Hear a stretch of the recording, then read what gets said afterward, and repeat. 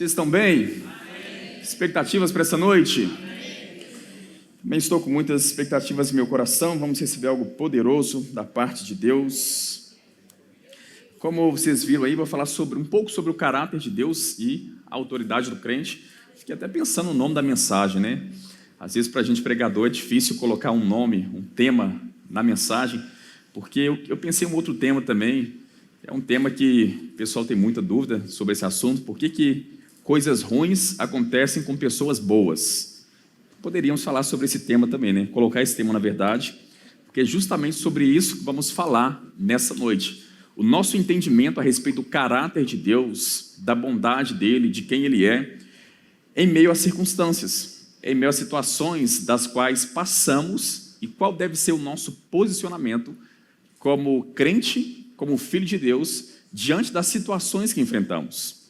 Amém, irmãos? Amém. Abra comigo, por favor, aí em Lucas capítulo 8. É um texto bem conhecido. Enquanto você vai abrindo, eu vou orando, porque eu vou ganhar tempo com isso. Amém? Pai, te agradecemos pela sua palavra. Rendemos graças ao Senhor, porque o Senhor é bom.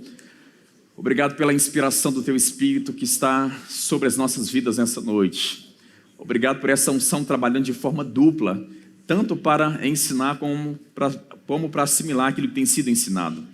Te agradecemos, Pai, por tudo que será transmitido ao nosso coração nessa noite. Espírito Santo, vivifica essas verdades em nosso coração, em nome de Jesus. Amém.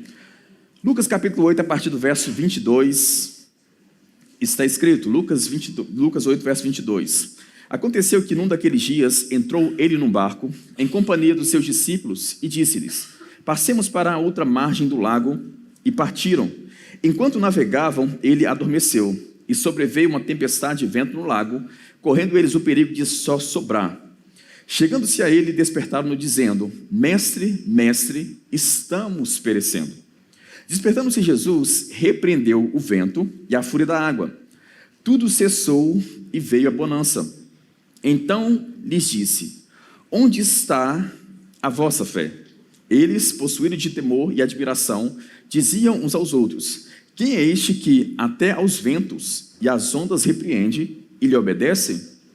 Então, como foi mencionado, esse é um texto muito conhecido, né? Falando sobre Jesus atravessando esta tempestade. E geralmente, quando pensamos nesse texto aqui, até vem uma música em nossa mente, né? No meu barquinho está Jesus de Nazaré. E graças a Deus, porque de fato ele está no nosso barco, está na nossa caminhada, amém? Não tem nenhum Superman da fé aqui, Superman espiritual, Mulher Maravilha. Todos nós dependemos do Senhor, somos dependentes dele. Sem ele, como disse o próprio Senhor, nada podemos fazer. Então, de fato, o Senhor está no nosso barco, está na nossa caminhada. Mas não é só isso que o texto ensina. Há muitas verdades para serem extraídas nesse texto aqui, nesse momento da vida do nosso Senhor Jesus e dos seus discípulos. Há muita coisa que será transmitida aqui aos nossos corações nessa noite.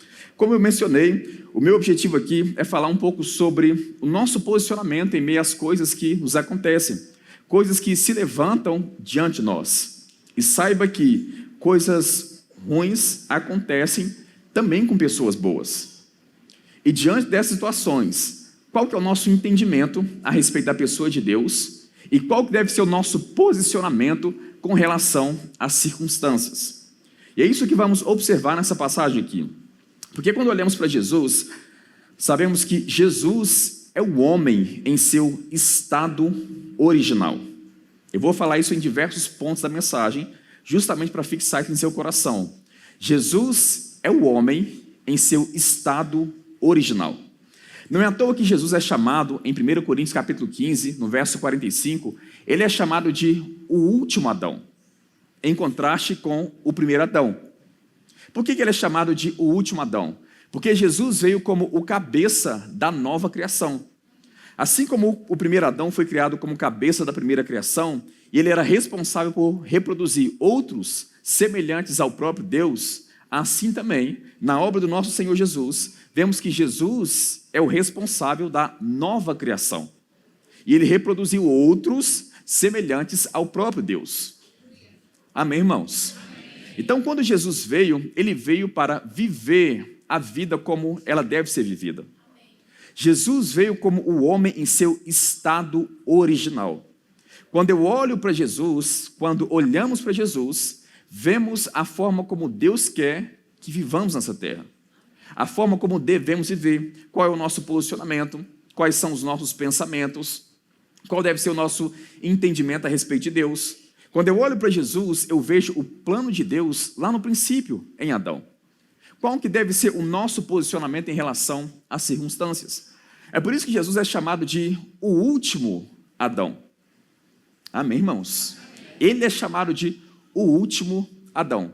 Em 1 Coríntios capítulo 11, verso 1, Paulo disse que devemos imitá-lo assim como ele imitava Cristo. Então, Paulo imitava Cristo e devemos fazer da mesma forma. Devemos imitar o nosso Senhor Jesus. Hebreus capítulo 12, verso 2, o autor dos Hebreus diz que Jesus é o autor e consumador da nossa fé. Então, Jesus é o nosso exemplo. E é por isso que o autor dos Hebreus vai mencionar, olhando para ele, Jesus, o autor e consumador da nossa fé.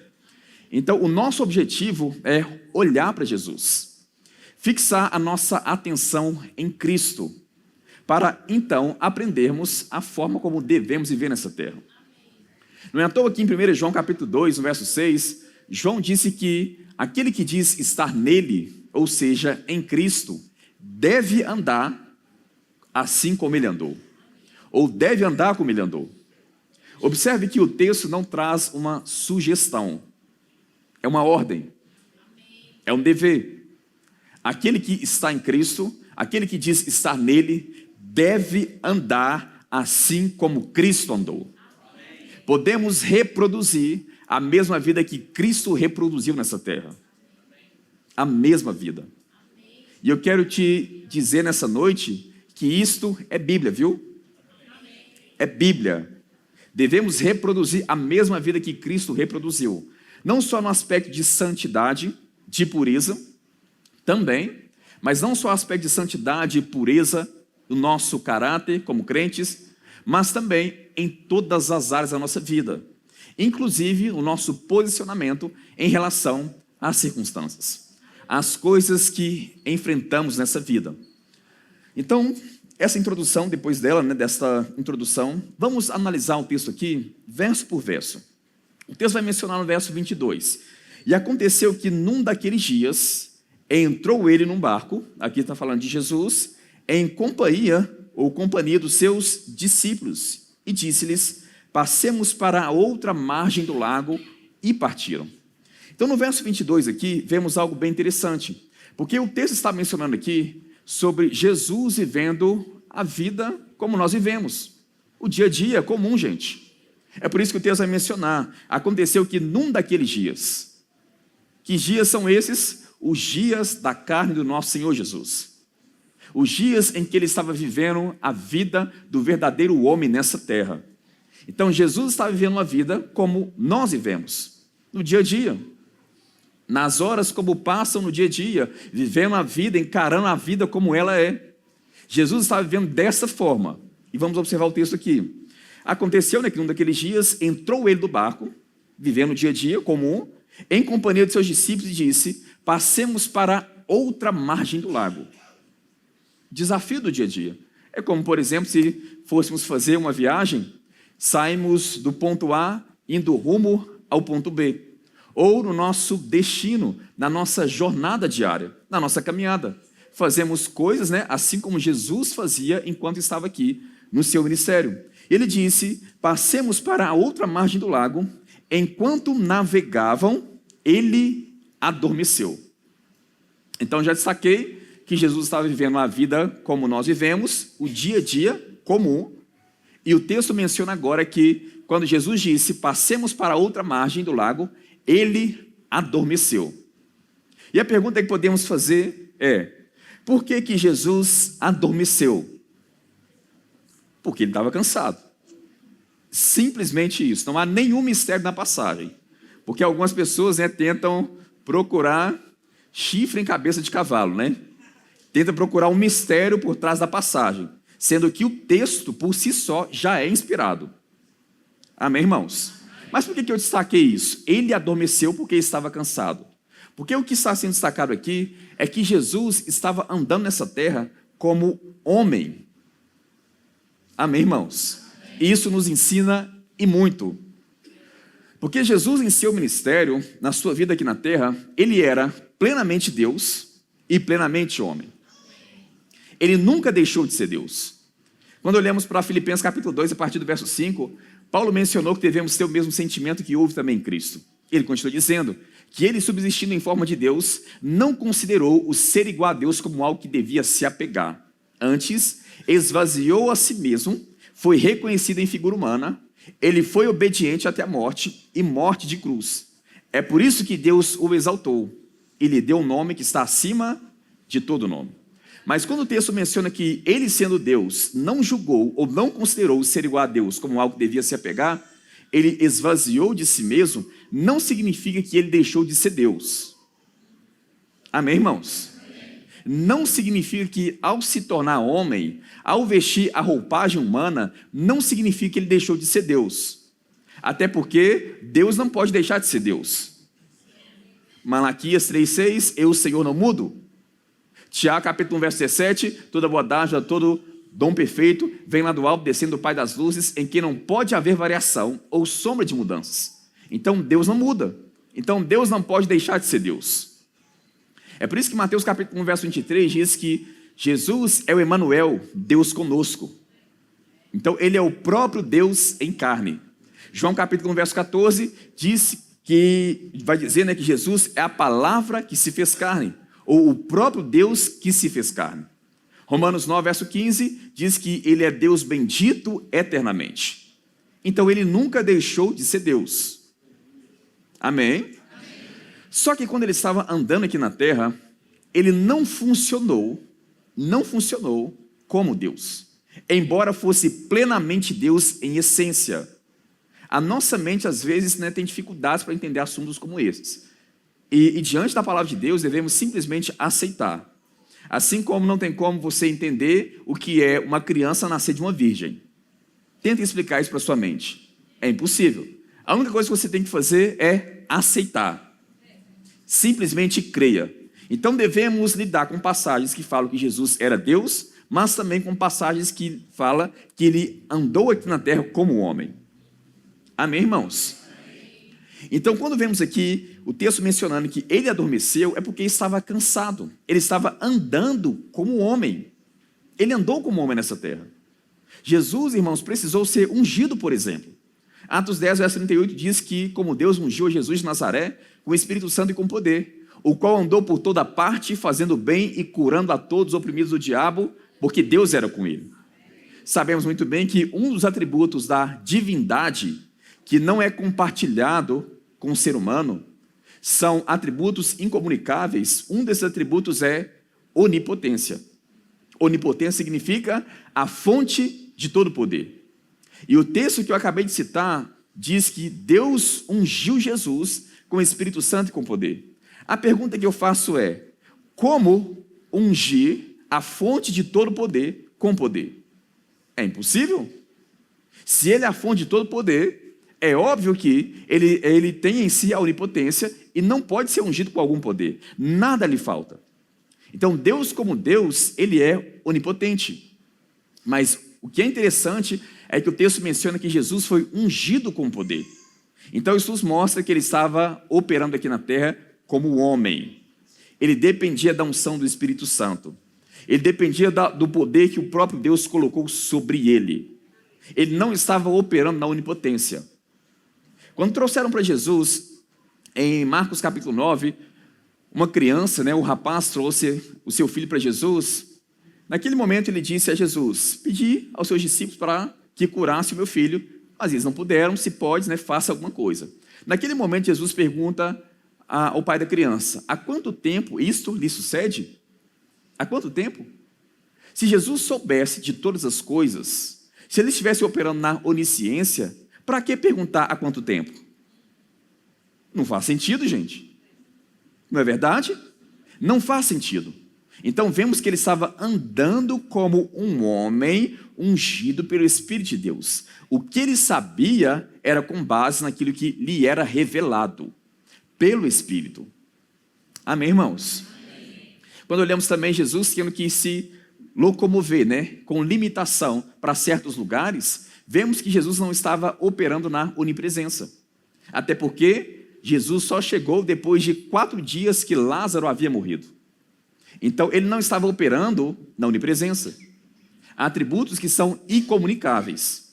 Então, o que vemos é, Jesus, ele nunca deixou esses atributos. Só que quando ele estava andando nessa terra, ele estava andando como um homem ungido pelo Espírito de Deus. Ele estava andando como um homem em seu estado original. Até porque o próprio Jesus mencionou, João 14, verso 12, aquele que crê em mim, fará as mesmas obras que eu faço, e obras maiores fará. A pergunta que eu faço é, se Jesus estivesse funcionando como Deus, como poderíamos fazer as mesmas obras que ele fez? Se ele estivesse operando como Deus? Seria impossível, porque ninguém aqui é Deus. Não é verdade, gente? Ninguém aqui é Deus. Mas quando ele disse que poderíamos fazer as mesmas obras que ele fez, e obras maiores faremos, ele está ensinando que podemos fazer isso da mesma forma que ele fez. Podemos fazer isso pela fé. Podemos fazer isso crendo em Deus, crendo nele, no nome dele, crendo no poder que foi liberado a nós. É por isso que em João capítulo 20, a partir do verso 20 ali, Jesus vai aparecer aos discípulos e diz a eles, da mesma forma que o Pai me enviou, eu também vos envio. Ele continua dizendo, tendo dito isso, João vai relatar, Tendo dito isso, soprou sobre eles o Espírito Santo. Então o que vemos no texto é, Jesus está dizendo, da mesma forma que o Pai me enviou, eu também envio vocês. Como que Jesus foi enviado? Ungido pelo Espírito de Deus. É por isso que ele soprou sobre os discípulos o Espírito de Deus, o Espírito Santo. Por que é importante destacar isso, irmãos, nesse texto aqui? Porque todos nós passamos situações das quais Jesus passou em sua vida. Jesus passou em seu ministério. Todos nós vivemos a vida como Jesus vivia. É por isso que eu destaquei que no verso 22, o texto inicia dizendo que aconteceu que num daqueles dias, o dia a dia comum, como nós vivemos. E Jesus, cansado com a sua jornada, o que ele fez no meio da jornada? Adormeceu. Porque estava cansado. Não tem nenhum mistério na passagem. Jesus estava vivendo como homem, debaixo da unção do Espírito de Deus. Volto a destacar, ele era Deus e era homem. Amém, irmãos? Ele era homem, mas também era Deus. Mas ele estava funcionando como homem em seu estado original. Vamos continuar observando a passagem aí. Verso 23. E aconteceu que, enquanto navegaram, ele adormeceu. E sobreveio uma tempestade de vento no lago, correndo eles o perigo de só sobrar. Ou seja, de naufragar, de morrer afogado. Agora, o que é interessante nessa passagem aqui, é que nesse momento Jesus enfrentou uma tempestade literal. Literal. Mas essa tempestade tipifica tempestades das quais enfrentamos em nossa própria vida. Podemos enfrentar tempestades literais também, como já ouvi vários casos de missionários no campo, onde enfrentaram tempestades literais, onde essas tempestades estavam colocando em risco a vida desses missionários, e eles agiram com autoridade, agiram pela fé, da mesma forma como Cristo agiu aqui. Então, podemos enfrentar tempestades literais que colocam em risco a nossa vida? Podemos. Mas também podemos entender essa passagem da seguinte forma. Essa tempestade literal tipifica as tempestades que enfrentamos na nossa vida. Pode ser a tempestade da doença, da enfermidade, pode ser o problema financeiro, problema familiar, pode ser as situações que se levantam diante de nós. Essas coisas simplesmente podem se levantar diante de nós. Tempestades que se levantam diante até mesmo do crente. Amém, irmãos? Amém. Agora o que eu quero que você entenda aqui é que geralmente pensamos o seguinte: se algo se levantou contra mim, o crente pensa assim, né? Se algo se levantou contra mim, no momento em que se levantou, o crente já começa a perguntar a Deus: Deus, por quê? Por que dessa situação? Qual o motivo desse problema? O porquê disso? E é claro, irmão, se estamos vivendo no pecado, a vida no pecado, ou está em desobediência, andar em pecado, abre portas para situações como essas. Fazem com que coisas se levantem contra nós. Porque a vida no pecado abre portas para Satanás operar. Vida no pecado traz colheita. O próprio Jesus ensinou em João capítulo 5, verso 14, depois que ele curou aquele paralítico, ele encontrou ele no templo. Ele disse para o paralítico: olha, já estás curado, mas não peques mais, para que não suceda coisa pior. É interessante, né? Tem gente que pensa que quando Deus cura alguém, se é Deus mesmo que curou, a doença nunca mais vai voltar. Porque se fosse Deus, a doença nunca mais voltaria, nunca mais bateria na minha porta. Agora o que eu quero que você entenda é que naquele texto que eu acabei de citar, João 5, verso 14, é Jesus que está falando, viu? E foi ele que curou. Não foi qualquer falador irresponsável, não. Para essas pessoas que pensam assim, Jesus está dizendo: olha, tome cuidado, que dependendo do seu posicionamento, pode ficar pior, viu? Pode ficar pior. Não vem e começa de pensar que não pode voltar, que pode voltar sim. Pode ficar pior. O que percebemos nessa passagem é: vida no pecado abre sim portas para essas coisas. Vida no pecado traz adversidades. Conhecemos em aspecto natural, né? Só para você entender o que eu vou falar aqui agora, existem os para-raio, né? O crente por si só, na verdade o ser humano vai ter problemas em sua vida. O crente que viver em pecado vai virar para problemas. Pode ter certeza. Porque o que pecado traz é consequências. Traz consequências para a nossa vida. Traz colheitas. Só que o que eu quero que você entenda aqui é que nesse momento aqui, gente, é Jesus, viu?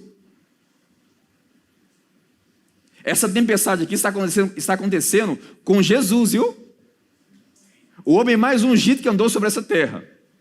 Aquele a quem o apóstolo Paulo mencionou. Ele não conheceu nenhum pecado.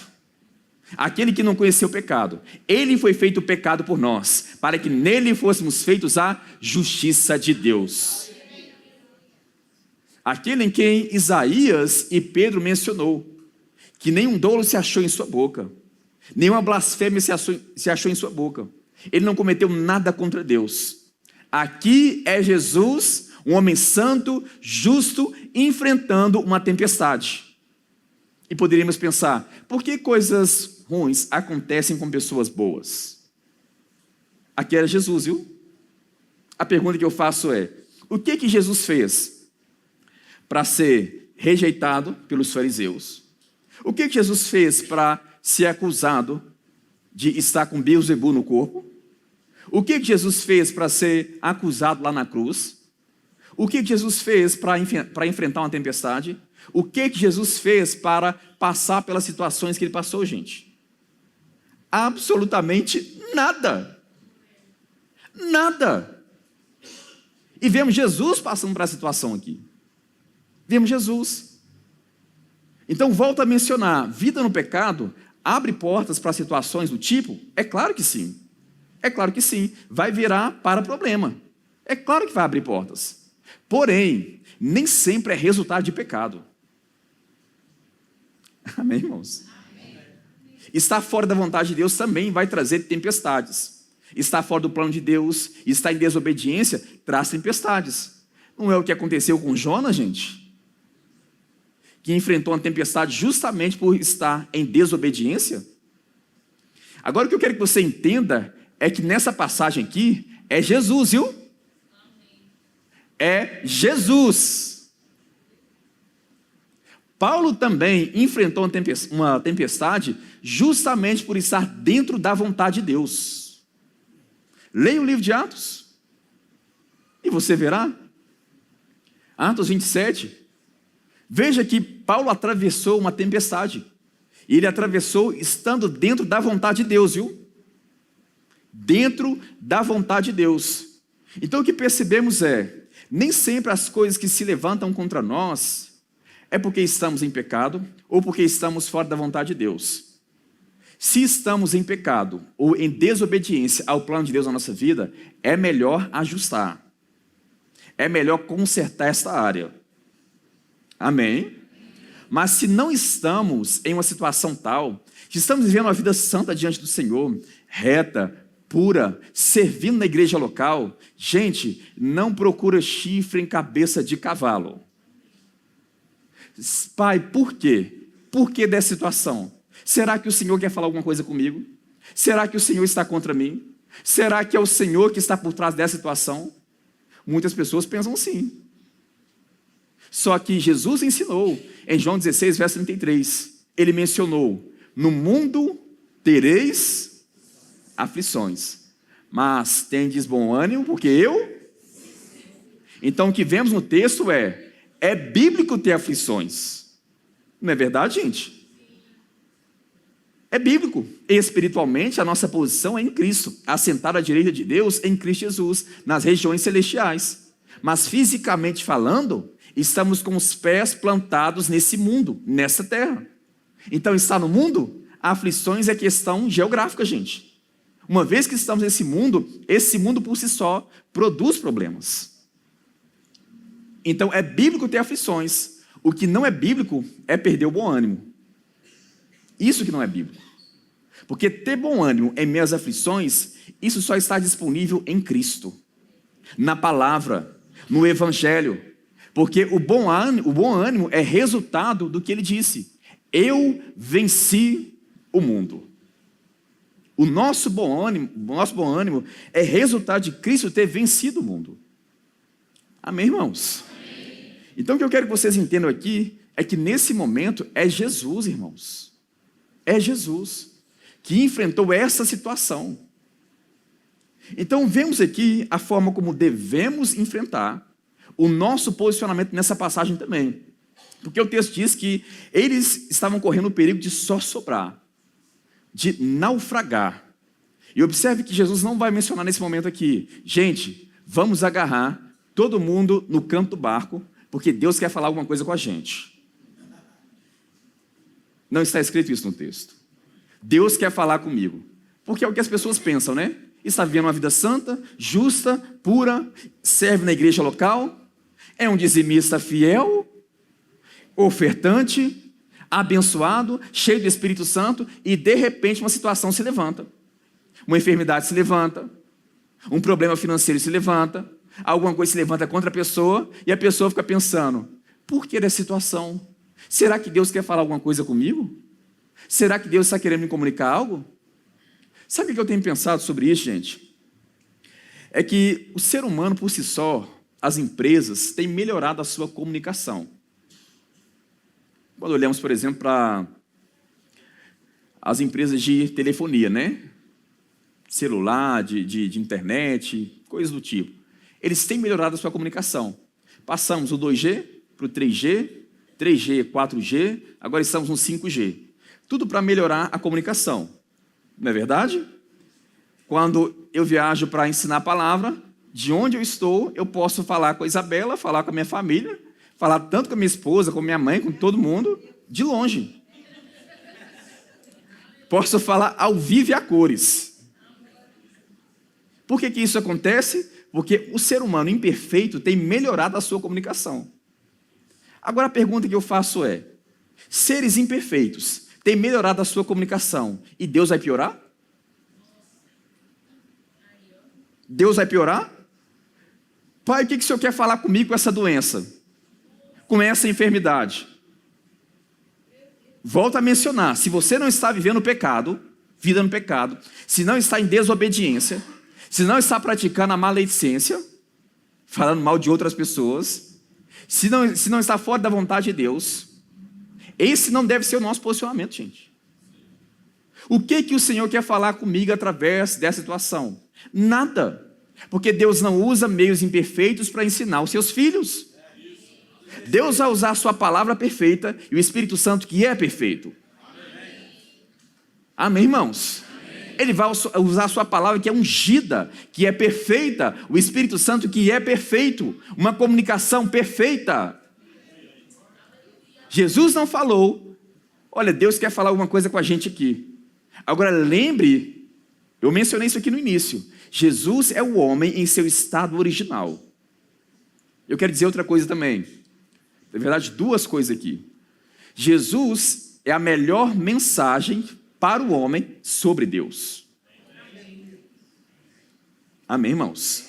Se eu quero conhecer Deus, eu olho para Jesus. Agora, o outro ponto é, Jesus é a melhor mensagem para o homem, é a melhor mensagem de Deus para o homem sobre o homem. Jesus é a melhor mensagem de Deus para o homem sobre o homem. Ou seja, olhando para Jesus, eu entendo a forma como eu deveria viver. Qual deveria ser o meu posicionamento e o meu pensamento a respeito de Deus? Porque enquanto eu abrigar em meu pensamento que Deus está por trás da situação que eu estou enfrentando, gente, a questão é lógica. Conhecemos muito bem Romanos capítulo 8. Se Deus é por nós, agora coloque esse versículo ao contrário, abençoado. Se Deus for contra nós, quem vai ser por nós? Isaías 43, verso 13, o texto vai mencionar que agindo Deus, quem impedirá? Se Deus for o nosso problema, quem será a nossa solução? Agora, esse pensamento rouba a fé do crente. Faz com que o crente tenha um pensamento errado sobre Deus, não se posicione em meio às circunstâncias, porque afinal de contas, pensa que é Deus. Agindo Deus, quem impedirá? Então, já que é Deus, eu fico em uma situação passiva. Eu fico imaginando muitas pessoas clamando ao Senhor, né? Deus, por quê? Por que o Senhor não faz nada nessa situação? Por quê? Por quê? Eu fico imaginando Deus sentado no seu trono, falando o que falou com Moisés. Homem, por que clama a mim? Diga ao povo que avance, que marche. Por que clama a mim? Coloque a sua autoridade em operação. Coloque a sua fé em operação. Mateus, por que coisas ruins acontecem com pessoas boas? Por que coisas ruins acontecem com crentes? A questão é simples. Você observou aqui que o texto não se encarrega em responder o porquê? O texto só fala, aconteceu que num daqueles dias. Por que aconteceu? Porque coisas assim acontecem nesse mundo, gente. Estamos em um mundo onde Satanás é Deus. O crente estar nesse mundo é nadar contra a maré. Esse mundo tem problemas. Esse mundo tem situações adversas. Agora, tudo que acontece, o povo coloca na conta de Deus. Sendo que a autoridade da terra foi concedida ao homem lá no princípio, o homem entregou a Satanás, Satanás passou a governar esse mundo, e quando Jesus veio, 1 João 3,8 menciona, para isso se manifestou o Filho de Deus para desfazer as obras do diabo. E eram as obras do diabo, viu? Não era de Deus, não. Paulo, citando sobre a situação da terra, na atual situação da qual ela está, ele vai dizer, Romanos capítulo 8, que a terra está nessa situação, nesse cativeiro, não voluntariamente, mas em razão daquele que a sujeitou, na esperança de que a própria criação será redimida do seu cativeiro. Paulo vai mencionar que a criação hoje, ela está gemendo. Está gemendo. Agora, Paulo traz esta alusão, né, essa figura, para transmitir uma mensagem ao nosso coração. Porque ele fala que a terra está gemendo no sentido de dar à luz, esperando para dar à luz. Assim como os gemidos da mulher que está grávida vai anteceder o parto. Em outras palavras, essa terra está gemendo, não está no seu estado original, esperando dar à luz ao novos céus e uma nova terra. Novos céus e uma nova terra, capítulo 21 de Apocalipse, não existirá as coisas que acontecem nesse mundo. Enquanto o plano de Deus não está reinaugurado na sua plenitude, as coisas que acontecem nesse mundo continuarão acontecendo. Simplesmente assim. Agora a questão é, o texto não se encarrega em responder o porquê. Simplesmente demonstra que essas coisas acontecem. Então, o nosso posicionamento nesse momento, se não estamos em desobediência, fora da vontade de Deus, se não estamos em pecado, o nosso posicionamento nesse momento não é ficar perguntando a Deus por quê. Esse não deve ser o nosso posicionamento. Amém, irmãos? A questão mais importante aqui, qual é o nosso posicionamento quando essas coisas acontecem? Qual é o seu posicionamento quando essas coisas acontecem? Porque essa tempestade aqui, que Jesus passou, ele passou como um homem totalmente justo, totalmente puro. Mas as informações que podemos encontrar nesse texto não acabaram ainda. O texto continua dizendo aqui, né? No verso 25. Chegando-se a ele, despertaram-no dizendo: Mestre, mestre, estamos perecendo. Despertando Jesus, repreendeu o vento, a fúria da água, tudo cessou e veio a bonança. Então Jesus lhes disse: Onde está a vossa fé? Onde está a vossa fé?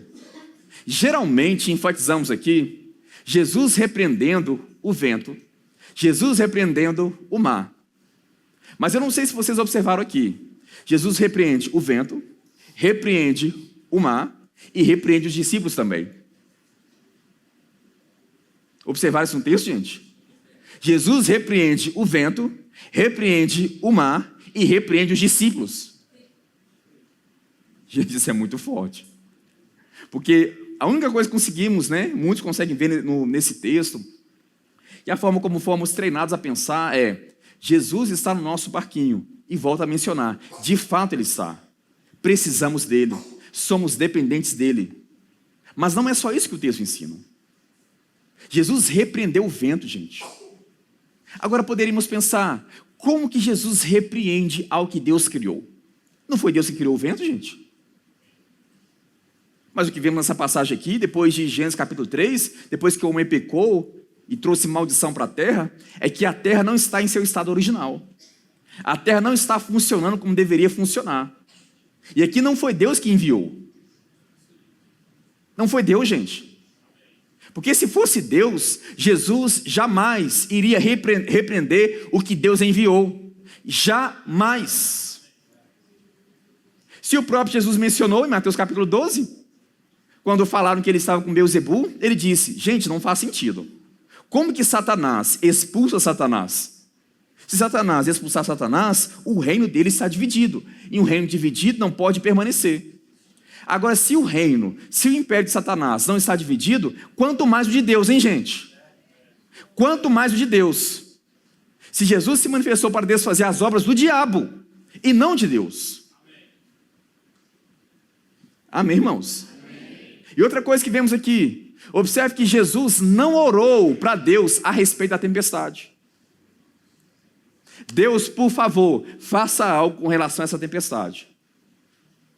Observaram isso no texto? Jesus não orou dessa forma. É claro, irmãos, que há textos que falam para levarmos os nossos problemas diante do Senhor. Há textos que falam para nós levarmos as nossas ansiedades diante do Senhor. Vemos isso em Filipenses capítulo 4, 1 Pedro capítulo 5, João capítulo 16, verso 23, bem como vários outros textos. Há passagens que cabem isso. Mas há situações das quais devemos falar com o problema. Amém, irmãos? Amém. Jesus não falou com Deus. Isso é oração. Oração é falar com Deus. Jesus não orou aqui. Jesus exerceu autoridade. Jesus falou com o problema. Jesus falou com a situação. É isso que Jesus fez. Porque há situações das quais iremos orar, colocar diante do Senhor. Mas quando, por exemplo, é um demônio que está diante de você, vai fazer uma oração, vai. Você que não sabe o que é uma pessoa endemoniada, cheia dos demônios no couro, a força que a pessoa tem. Para demônio a gente não ora não, gente. Para demônio a gente ordena. Nós ordenamos. Com a doença, nós não ficamos alisando a doença. Amém? Sabe qual é o nosso problema? Não fomos ensinados a falar com a situação. Não aprendemos isso, gente. Pensamos que somente Jesus poderia ter feito o que foi feito. Quando ele saiu da boca dele, queria ter falado antes, mas ele falou antes de mim, saiu da boca dele. Aquele que crê em mim fará as mesmas obras que eu faço e obras maiores fará. Então, há situações em que vamos falar com a própria situação. Jesus não orou para demônios sair, ele ordenou que os demônios saíssem. Ele ordenou que as enfermidades saíssem. Da mesma forma, agiram os discípulos também. Ele ordenava. Jesus falou com os demônios, Jesus falou com a enfermidade, Jesus falou com o vento, Jesus falou com a água, Jesus falou até com a figueira, gente. Qual que é o nosso problema, hein? Em muitas situações? Ficamos apáticos, pensando, olha, é Deus. Então, se é Deus que está por trás da situação, eu não posso fazer nada. Ou quando sabemos que não é Deus que está por trás da situação, e esperamos que Deus faça algo, quando na verdade Ele já disse, fale você, ordene você, use o nome que te foi concedido. Qual que é a situação que você está enfrentando? Qual que é a enfermidade? Problema financeiro? Você vai deixar essas coisas acontecerem? Simplesmente viver na vida, né? Como disse Zeca Pagodinho, deixa a vida me levar, a vida leva eu? Ou vai se levantar nessa situação? Porque lá no princípio, quando Deus criou o homem, Ele disse ao homem que o homem domine. Domine. Agora Jesus veio como o homem em seu estado original. Vamos parar de alisar câncer, ansiedade ou qualquer outro problema que enfrentarmos, gente. Depressão, seja o que for, vamos parar de alisar isso. Jesus repreendeu o vento, Jesus repreendeu a água, mas Ele repreendeu os discípulos também. O que Ele disse foi, onde está a vossa fé? Agora podemos ver algumas verdades dessa declaração de Jesus aqui. Quando Ele pergunta, onde está a vossa fé? Entendemos o seguinte, era a fé que ia resolver esse problema. Como de fato resolveu. Era a fé. Mas outro ponto que entendemos também nessa expressão é, a fé vem para ouvir, e ouvir a... Então a fé é simultânea ao conhecimento. Fé chega onde a vontade de Deus é conhecida. Se eu penso que é Deus que está por trás da situação, como que eu vou exercer fé se eu penso que é Ele? Se o meu conhecimento sobre Ele está deficiente, gente. Se eu penso que Ele é o autor do meu problema, como exercer fé? Não tem como. Porque se Deus é meu problema, quem será a minha solução? Outro ponto que eu vejo nessa expressão é, quando ele diz, onde está a vossa fé? É porque Jesus esperava que os seus discípulos resolvessem aquele problema. Em outras palavras, para que me acordar? Para que interromper o meu descanso? Por que vocês não resolveram o problema? Olha para Jesus no seu ministério e olha a forma como ele tratava os seus discípulos. Jesus sempre esperava que os seus discípulos agissem da mesma forma que ele agia. Gente, isso é Bíblia, viu? Fomos treinados, acostumados a viver dependentes da oração de outras pessoas. E não me entenda errado, é bíblico orar uns pelos outros. Amém? Uma das expressões que mais vemos no Novo Testamento é uns aos outros. É bíblico orar uns pelos outros. É bíblico a intercessão. Então tem áreas que vamos orar uns pelos outros. Mas há certos momentos que é você que vai ter que falar. É você que vai ter que se posicionar. Por isso que virou um bando, né? Em muitos contextos, um bando de crentes 6 horas. 6 horas por mim? 6 horas por mim? Quando na verdade Jesus está dizendo, onde está a vossa fé? Não existem vários mediadores, é só um mediador. É Jesus Cristo. A mesma autoridade que está sobre mim, está sobre você também. Amém, irmãos? Amém. E precisamos aprender a agir da mesma forma que Cristo agiu. Trouxeram aquele rapaz para Jesus, que os discípulos não conseguiram curar. Aí Jesus fala, em Mateus 17 vai estar relatado isso.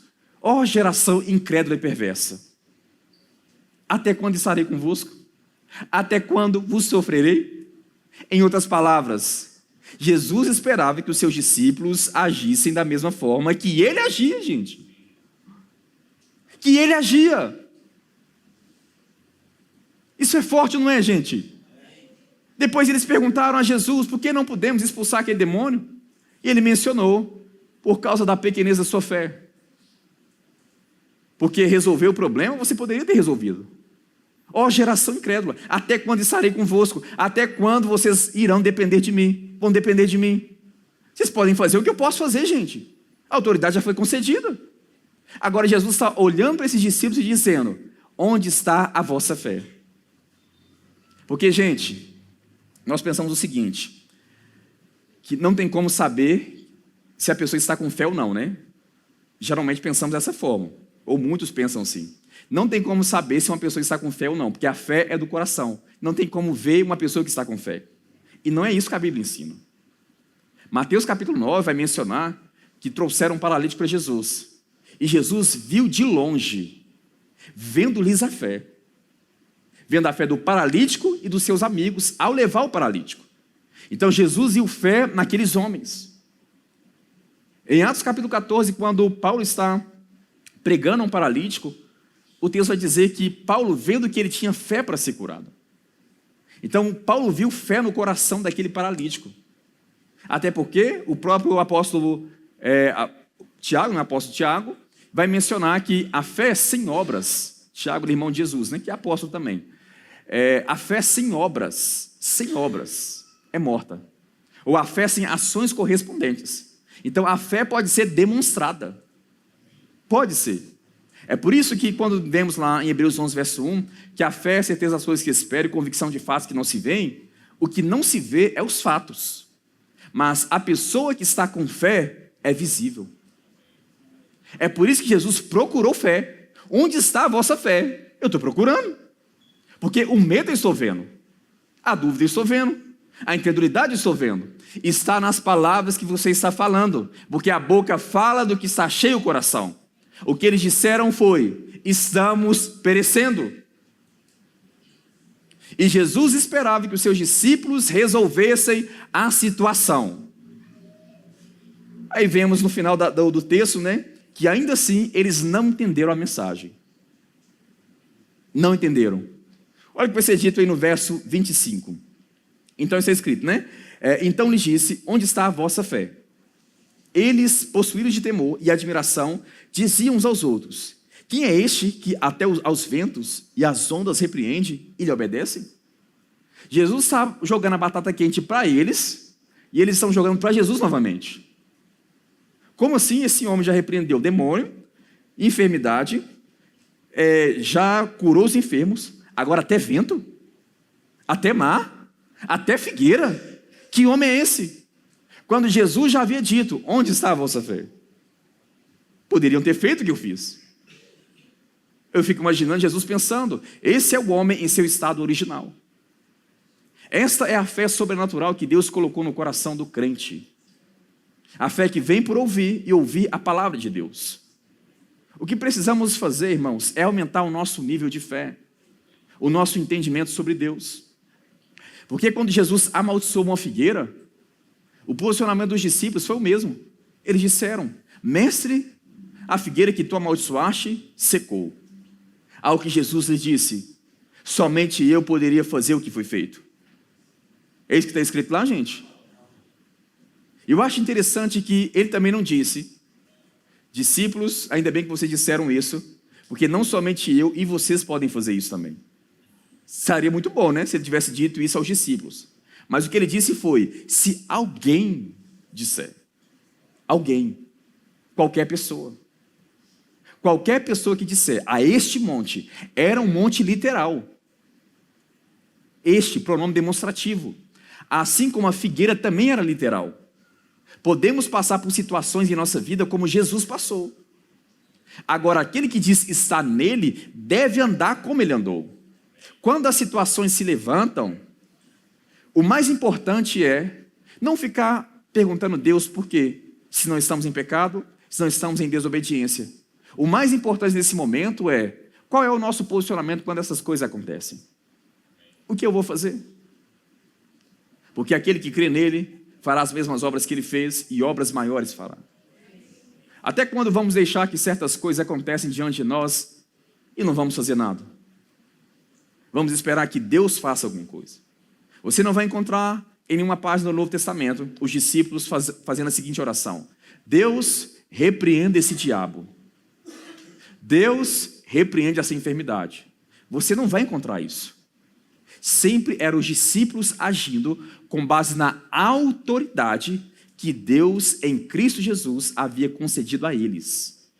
A autoridade não é nossa, o poder não é nossa, mas a atitude em meias situações é nossa. É nossa. Se uma enfermidade está no seu corpo, o Senhor está perguntando: onde está a vossa fé? Qual que é o seu posicionamento?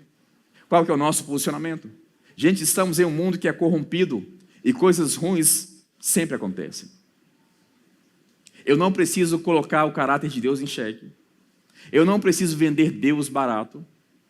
Eu não preciso colocar a culpa em Deus, só porque eu sou santo, só porque eu vou à igreja, só porque eu congrego. Por que essas coisas estão acontecendo mesmo eu fazendo tudo isso? Irmãos, estamos em um mundo, quando nascemos nesse mundo, já nascemos com o inimigo declarado. O reino espiritual, por mais que em muitos contextos não estamos atentos, está funcionando o tempo todo, viu? Satanás não perdeu o seu emprego. Ele continua matando, roubando e destruindo. Agora, qual que é o nosso posicionamento? O problema em muitos contextos é que ficamos com a boca fechada. Não falamos. Ficamos admirando a situação.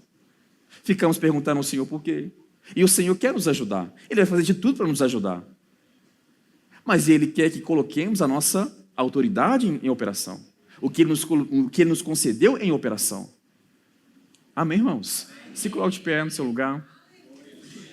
Você recebeu autoridade no nome de Jesus. O que precisamos, irmãos, é aumentar o nosso nível de fé.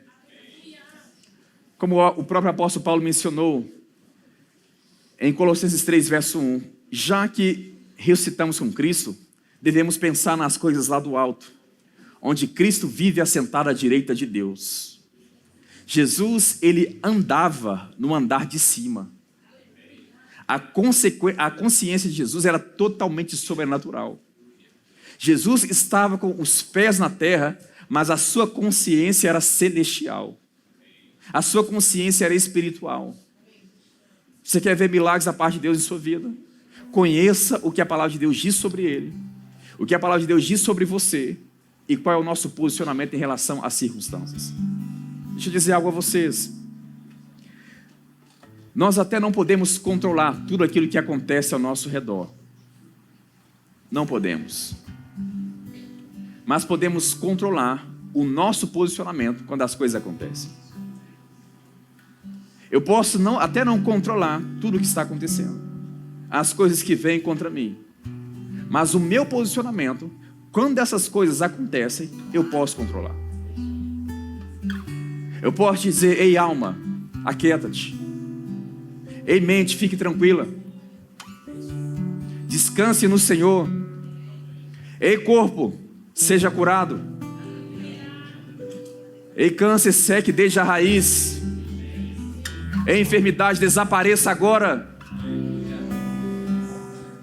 Para isso se manifestou o Filho de Deus, para desfazer as obras do diabo.